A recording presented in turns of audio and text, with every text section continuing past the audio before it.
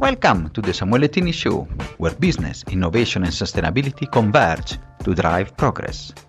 Are you ready to uncover solutions shaping our future? Let's dive in. Welcome to another episode of our show. And we know we put innovation at the center and the core of our podcast. And today I'm very pleased to have one of the change makers that really has made strides like in the past 20 years about innovation, introducing the concept of jugaad, like frugal economy, frugal innovation, and how ingenuity comes from resource constraint. And so I'm very pleased to have here today a change maker, a global leader. So Navi Radjou joins us. Thank you so much, Navi, for being with us today. Thanks for having me. And Navi, I mean, you have been at the forefront of innovation. You have really changed also the way people think about it. So you have really changed the narrative. But before going into that, we want to know a bit more about you. So what is your short version of your journey into this field? So I grew up in Pondicherry, a former colony in India, where I spent the first 20 years. And then I went to France, where I spent 7 to study. I lived in the US for 22 years. And then I decided that US is not the right place for me because I spent 13 years in Silicon Valley, where I found that the kind of innovation that is happening there is not very meaningful and useful for the majority of the population. So I decided to come back to India. So it's full circle. I'm now living in Bangalore, which is the tech hub, tech capital of India. And I'm looking at how essentially, we can take this concept of frugal innovation that was born in India and apply it in the West, where, for example, in Europe, we are facing more and more resource scarcity. And so I'm going to spend the next 5 years between India and Europe, but also focusing a bit more on new regions like Africa, which I firmly believe is going to be, doing frugal innovation even better than India in the coming decades. And fantastic, Navi. And it's really a concept that can really be implemented and is implemented. I see it here from where I sit in Kenya, and it's very good to see the South-South cooperation that we talk a lot. And one thing maybe for the people, I was touched when I read some of your articles and books. They say you grow up in a slum, and then we say also here in Nairobi and others, then in Pondicherry, that but this one taught you, and I can quote you, that poverty does not mean a lack of creativity. So how these, let's say, insights really help you, to shape how you think about innovation and your work? Yes, I grew up we were urban, middle class, but the neighborhood where I grew up was an urban slum. So a lot of my friends were kids from the slum. They didn't have, decent clothes. They were not having 3 meals a day, but they all had a big smile. So the first life lesson I learned is that a person who has less is not a lesser being, right? So in other words, you shouldn't measure a person's worth based on what they have materially, but who they are as human beings. And what I discovered in that slum is that when you put a limitation on resources, remove the limitation on creativity. For instance, we used to play in the street cricket, our national favorite sport. And since we didn't have money to buy, fancy sports equipment, we would essentially improvise. We would protect our knees using a cardboard, and we will use old pieces of wood as wickets. So that's what I discovered is that essentially, less is more, right? When you face resource scarcity, you become resourceful. And that is the best kind of childhood memory that I carry, that essentially we can do better with less. And these insights is take you to the discovery and the work to popularize, with your co-author about the Jugaad, this sort of frugal innovation and work. So for our audience, Navi, can you explain in simple terms, not as a scholar, what is frugal innovation and why do you think it's really important? Yeah, frugal innovation, as the name indicates, is about frugally innovating. That is essentially recognizing that you don't need to have fancy research and development center. You don't need to spend billions of dollars, to invent something new and innovative. So you can be very frugal in innovating, like MacGyver, the TV series hero, who can actually come up with the very clever solutions with, makeshift solutions with whatever resources he has at hand. So frugal innovation is about that ingenuity, that capacity to improvise solutions with very limited, resources. But it's also about ensuring that the innovation itself is frugal. That means accessible, affordable. For instance, if you look at Kenya with M-Pesa, right, how it democratized mobile payments. So frugal innovation is about, it has two dimensions. One is about inspiring everyday citizens that, hey, you can also innovate. You don't need to have a PhD. You don't need to work in a big R&D lab. You don't need billions of dollars, right? Everybody can innovate, with limited resources.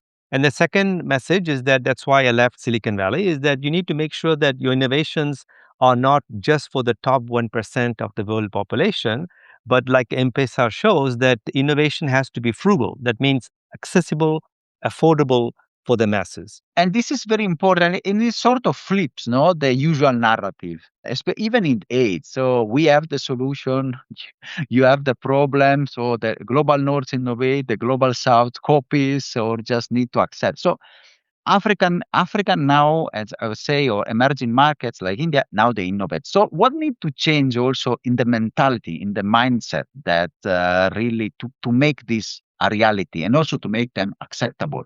Yes. Yeah, of course. Look, Samir, one thing you should be, very careful is that the reality is that there are already Western organizations, businesses, and nonprofits who are publicly acknowledging that Africa innovates and the North can get inspired by Africa. For instance, I'm thinking, if you look at the CEOs of Orange, the telecom company, they piloted Orange money in Africa first before introducing it in Europe under the name Orange Bank. Same way, Schneider Electric tested and piloted decentralized off-the-grid, energy production systems in Africa first, right, before taking them today even in America, right? And similarly, the UNDP, the development arm of the United Nations, has set up these accelerator labs across Africa with the goal of leveraging, existing African solutions and see how we can scale them up, both within Africa and maybe also in other, regions around the world. So that's the good news, right? The good news is that there are some companies and organizations that publicly recognize that Africa is going to be the source of inspiration in the future for frugal innovation. But what you're asking is, how do we systematize? That means, how do we ensure that, more and more people in the West, look at Africa as a source of regeneration, a source of renewal for the West as well? For that, what has to happen is look at the way that me and my co-authors brought the Indian way of innovating to the West. Is we wrote a book where we showcased different case studies, solutions of frugal innovation in India, but then we identified 6 principles of frugal innovation, and then we went one step further and we tried to explain the mindset, the mindset of innovators in India were able to transform adversity into opportunity, how they are able to address scarcity by leveraging existing resources. So this is what in management, we call the 3 Ps: the practices, principles, and perspectives. So the practices are the stuff that you see, in news articles, right? You hear about an entrepreneur doing amazing stuff in Kenya, or someone in Morocco who has invented something, very creative. But that's the practices. But then you need to deduct from these practices what are the kind of principles of frugal innovation in Africa, right? And what is the perspective, the worldview, the mindset of frugal innovators in Africa? And these have to be, codified, formalized, so that you can, share these, insights with the West, particularly, for example, in business schools, engineering schools of Europe, or even the US. That's how essentially you can teach them, in the West, right? what are the principles and perspectives of African way of innovating. Because if you only focus on the best practices, these are more like stories, but you cannot learn from them. Like in Harvard Business School, right? They teach cases, business cases, right? Fine, but that's not enough. You need to basically formalize the principles. You need to identify the perspectives. This is what I mean, the three Ps. And this is not happening yet. Sorry to be provocative. I don't see yet some what I call innovation brokers, knowledge brokers, who may be Westerners, who may be Africans living in the West, who try to take these amazing, things happening in Africa and then explain it in a way that is understandable and for the West, and the way that the next generation of Europeans and Americans, for example, can systematically learn from and practice the African way of innovating in their own context in the West. And this is a very important insight. And I want to go a bit also more practical. No, you say the practicality, because even here we know that the growth. So we are in a booming continent, but the models that sometimes are applied are still the same. The extractive economy, really. We are sometimes repeating in emerging market the same mistakes that were done, last century in the West or in China or other areas. So destroying the environment rather than regenerating. So if somebody wants to ask you, so Navi, how we can do, how practically, with advice you can do is really also to change this mindset that is there and is pushed through even to the schools, to the business schools, to the business leaders. Yeah. We have to show in my last book, The Frugal Economy, I offer, three new principles of how to build post-capitalist economy. So look, I'm not a fan of degrowth, this concept that is becoming very popular in Europe. I think that Africa needs more growth, right? To uplift a lot of people out of poverty, but also improve the standard of livings. So I'm not a fan of advocate of degrowth. What Africa needs to show is new model of progress and growth that is inclusive and sustainable. For that, we need to, look at how Africa can pioneer new economic models that are, unlearning the capitalist system, weaknesses. So the capitalist system has three weaknesses. It promotes competition, it centralizes production, and as you said, thirdly, it focuses on extracting resources rather than regenerating, society and the planet.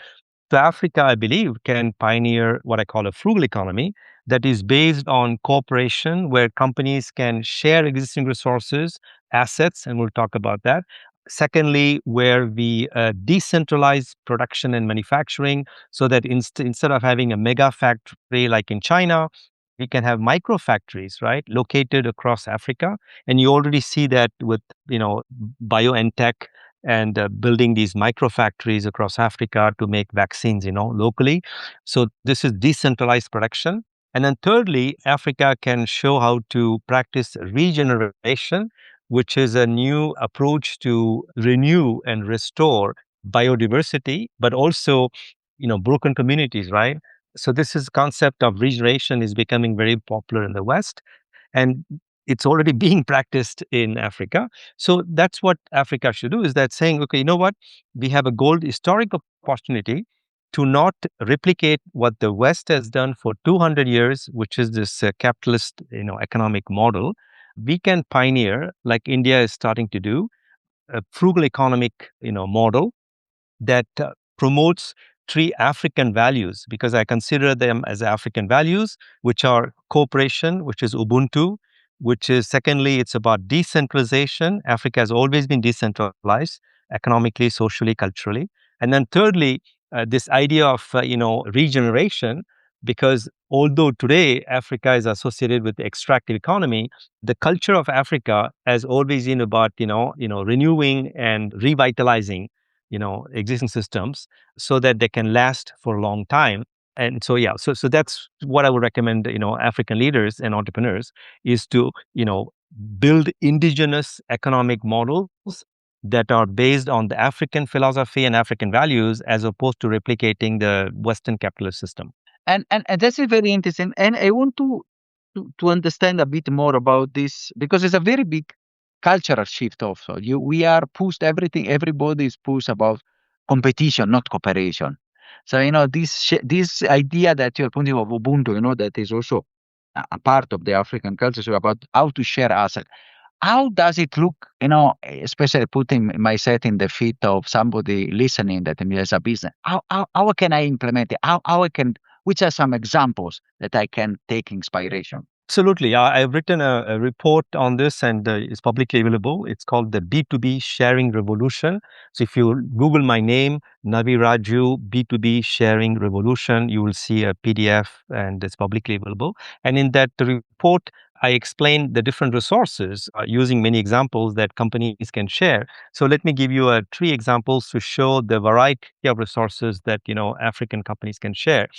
In Netherlands, hospitals use a digital platform called Flow2 to share the underused medical equipment and services, which essentially, improves the quality of care for patients, but also helps hospitals who are under-equipped to have access to equipment from other hospitals. In France, 360 small businesses have formed a collective that recruits experts in AI or sustainable development, and they share this expert among member companies. And similarly, in South Africa, there's a startup called the Team Bix that also enables this kind of employee and talent sharing among companies. So this is the example of sharing people, talent, and not just physical resources. But then some companies can go one step further and even share the intellectual property. For instance, the jeans maker Levi Strauss developed some technologies to reduce water consumption by 90% in producing their clothes.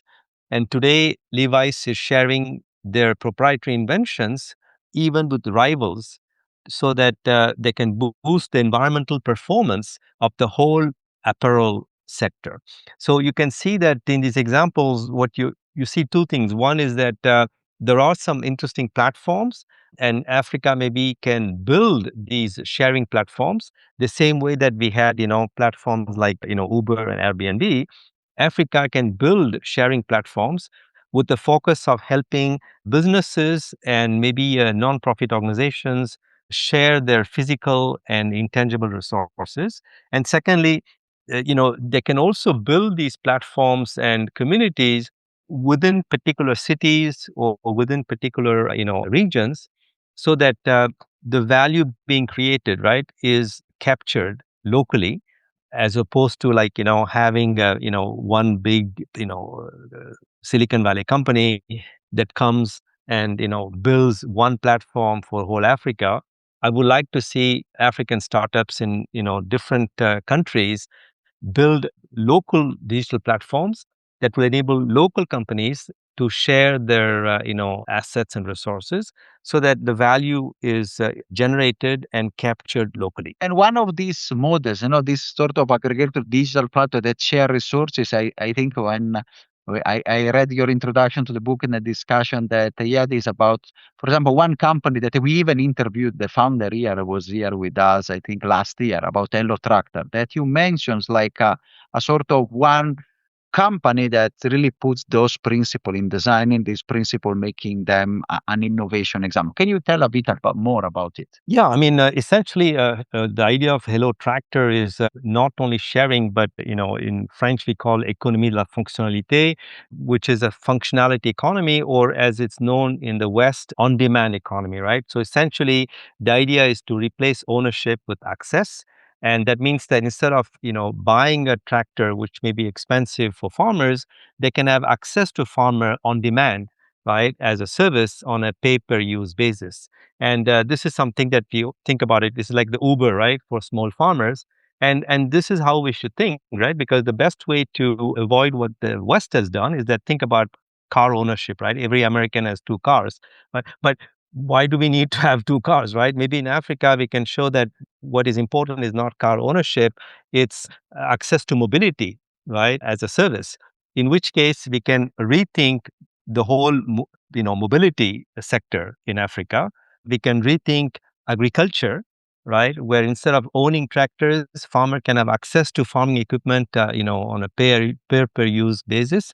They can start sharing their equipment. They can start sharing their best practices. There are platforms like Digital Green that is present in Africa, in Kenya and India, and they enable farmers to share the agricultural best practices with each other. So this is the design principle we should think about, is like, rather than encouraging individual ownership, we should think about creating commons, right? Things that can be used, by multiple organizations, on an on-demand basis. And this is what Hello Tractor has done. And my wish is that maybe farmer cooperatives, right, in Africa can also build these platforms.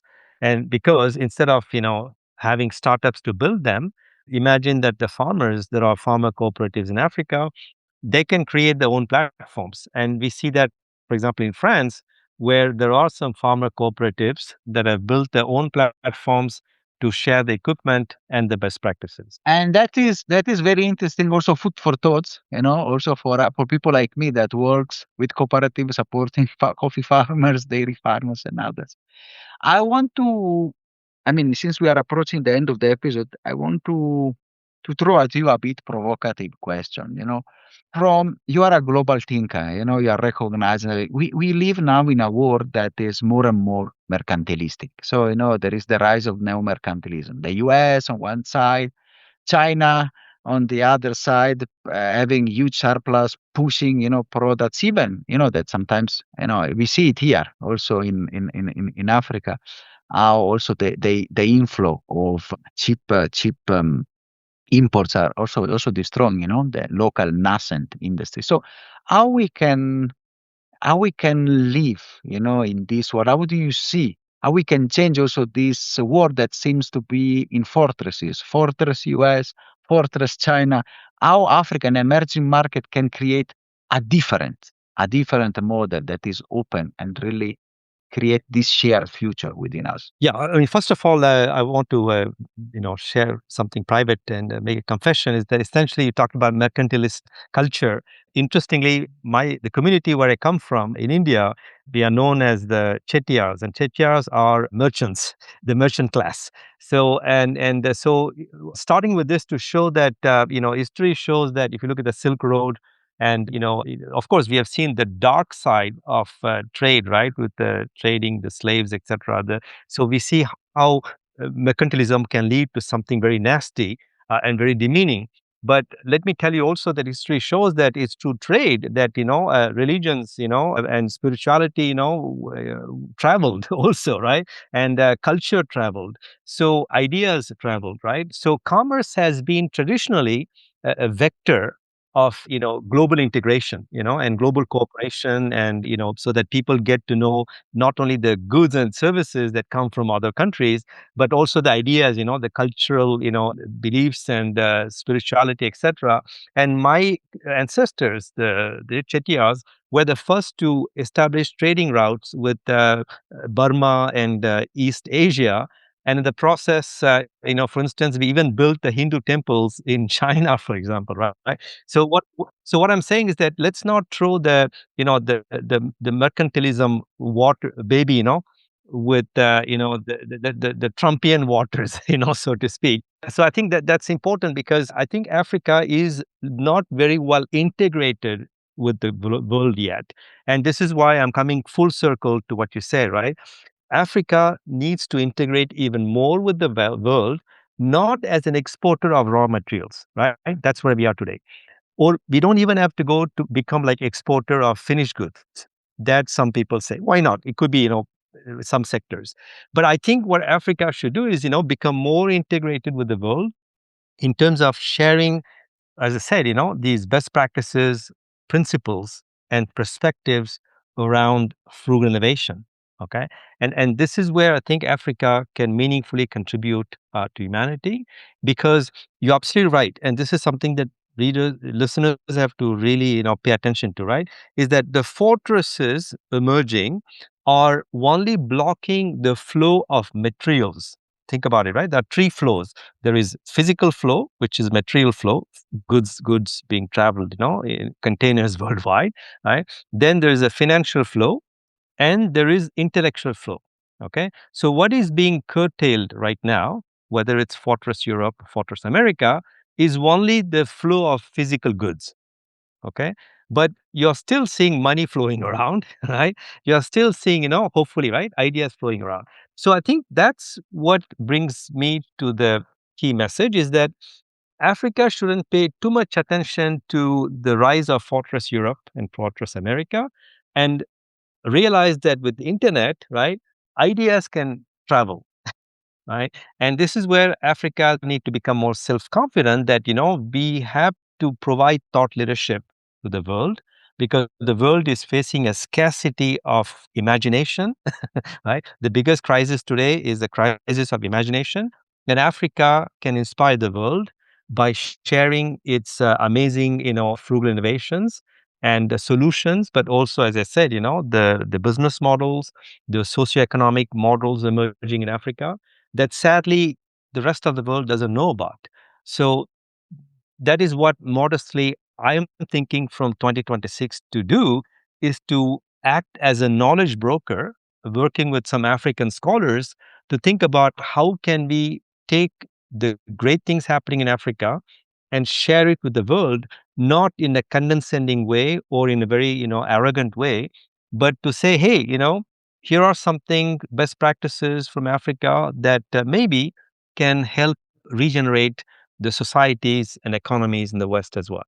And that is a very good point. I really like also the way, because especially also here in Kenya, the Swahili culture was built, by the traders from Oman and all the Arab countries down here. Or we have grown in Italy with this book that every child reads about the Marco Polo and his travel to Qatar.